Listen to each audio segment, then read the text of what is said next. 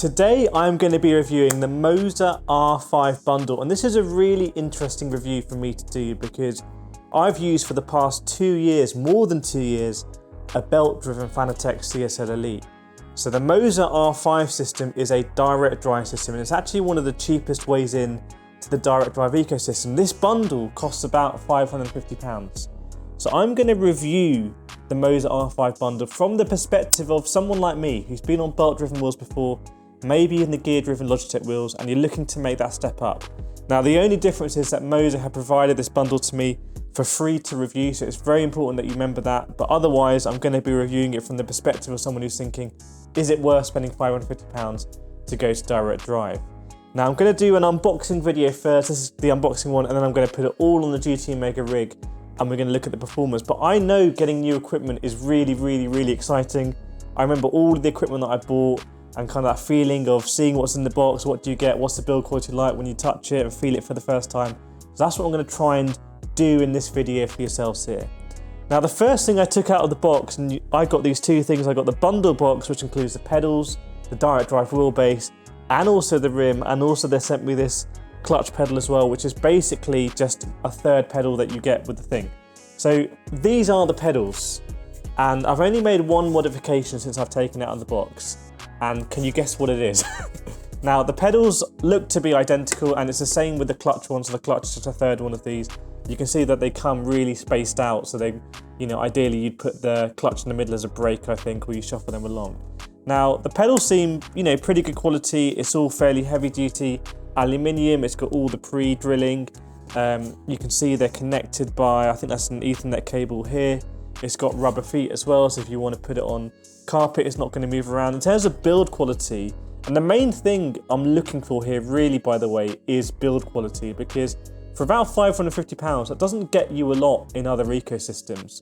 But with Moza, they're giving you the whole thing, pedals, wheel, and a wheelbase as well. So I want to see if they're cutting corners anywhere. That's one of my priorities in this unboxing. Now, the issue I had with these pedals when I took them out of the box was that the spring on both pedals is exactly the same. And as you can see, there's not that much resistance. That's fine for a throttle. You don't want a lot of resistance for a throttle, but for the brake, that wasn't really going to work. However, in my box, at least, I got this, the SRP Lite brake pedal performance kit, and I immediately put it on. So that's what you can see here with this red spring. And this is a very similar system to what you have on the Fanatec V3 pedals in terms of the spring and the way that it goes in with this sort of locking bolts. The only difference, I think, is that on my Fanatec V3s, I'm pretty sure that you have to unscrew it at the bottom, whereas here it sits on the top. So when you are putting this together, be really careful, because it is sitting on top at the bottom. Also, there is a bit of kind of concentrated pressure here. But with that installed, that's a lot more pressure to apply the brake there. And I'm going to compare this really against my Thrustmaster T3PA pedals, which I used for a long time, including on iRacing and stuff like that. So basically non-load cell pedals, but with quite a heavy duty brake. So it's good to see they've got a sort of mod here that you can use. I'm not sure whether it's included as standard in the kit.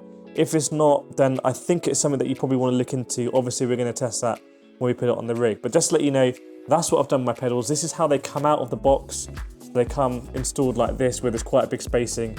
And obviously all you need to do is put them to your personal preference on these pre-drilled holes here. And I may add the third pedal, I may not. I don't really use a clutch so far in games, but in something like iRacing, it might be useful to save fuel, so we will see. But otherwise, pedals quite chunky, seem to be quite solid. Now let's move on to the actual wheel, because this really surprised me. I only took this about 10 minutes ago, so I've had 10 minutes to process it. But again, I was looking for, cutting corners, stuff that feels cheap, stuff that feels a bit basic, and this wheel rim looks and feels really quality. I don't know if it's because it's quite a small wheel rim. You can see that the size of it is quite compact, and that might give it a feeling of quality, but it's all brushed aluminium on the front here. You've got how many buttons? 1, 2, 3, 4, 5, 6, 7, 8, 9, 10, 11, 12, 13, 14, 15, 16, 17, 18, 19 buttons, I think, and a D-pad, and you've got a rev bar here, and the material on the outside, it doesn't smell like leather, so I'm not sure what it is, either imitation leather or leather, but it's not, what it definitely isn't, is an Alcantara like my Fanatec WRC rim. Now this is a rim that I really enjoy using. Obviously it's great for rallying. I love using it in the Mazdas as well. And I had to go up and bring this down because look at the size difference between them. It's quite a big size difference, and I'm interested to see how that's going to feel on the rig. But this rim, the Moza one, definitely feels a lot more quality than this one. This one's all really dusty and old because I haven't used it for ages. But this one has got the Alcantara on the side. It's a little bit more plasticky generally. Give a sound of these. And now these ones. Oh, I have to say actually, in my head I thought they were going to be similar. These are way more clicky. My Fanatec ones don't even click. Wow, okay, that's actually a big difference. They look very similar. So you get an actual actuation. They're both different to my McLaren GT3 V2 rim, which is to date my favourite rim to use. But yeah, that's quite a big difference on the audible feedback there of the pedals. Might depend what you're into. If you want silent shifting, this is better. If you want to know that you've shifted, this is a lot better. And obviously the quick release on the back are going to be completely different because they're proprietary systems. But I just thought it was interesting to compare these two rims. This is basically an entry-level rim for Fanatec. It's based on, I think, their P1 rim. And it's a rim, like I said, I've really enjoyed using. But I have to say, the Moza one feels more premium, which is weird because the Moza system is a really budget system. You know, it's probably one of the cheapest ways to get into direct drive, so that's interesting.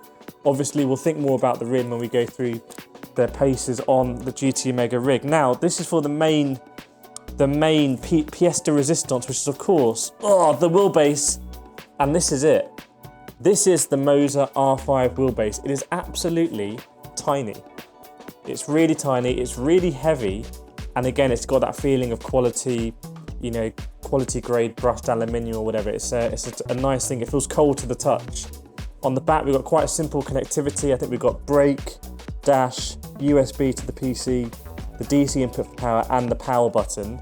In terms of fan vents, I actually can't see any fan vents, which is interesting. My CSL Elite, I think, has fan vents on the side. My T150, I just had to take the whole thing off because it needed to vent so much. So that's interesting, there's no fan vents. But this, again, does not feel budget. This is just an unboxing, just taking out the box. But it feels like a pretty premium piece of kit. Again, that could be because it's smaller and it's quite heavy, so you can give that illusion of quality. But yeah, I have to say, it does feel like first impressions leave for a quality piece of equipment. Now, what else do you get in the box? I've taken it all out here. You get, actually, this is not a given. You get what looked to be M6 screws and the Allen key. Now, I think with my CSL Elite, I didn't get any M6 bolts, so I had to go out and get them. But here, they give you the M6 bolts, so you can just, this is all ready to go on the system. They also give you, which I haven't opened yet, but this looks to be a table clamp. So if you want to clamp it on a table, you can do that. And I might do that actually for my review video, performance-wise, to see how it performs in different situations. You also get the manual and some stickers as well, which is quite similar to what you get with Fanatec.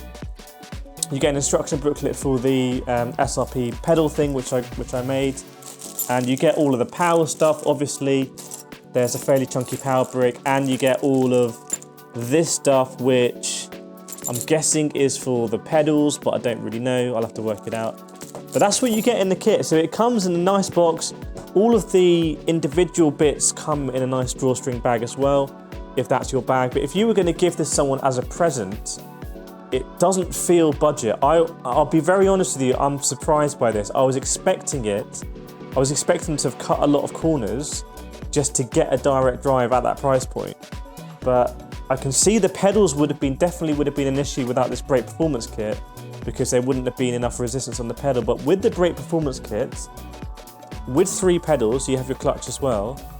At the moment, I can't really knock it for anything. And the thing that surprised me the most was this. I was expecting this to be really cheap, and maybe they were going to try and upsell you, so you buy the base kit and then you upgrade to a nicer rim. But yeah, we'll have to see. It's quite a small rim, but we'll see how it performs on the rig.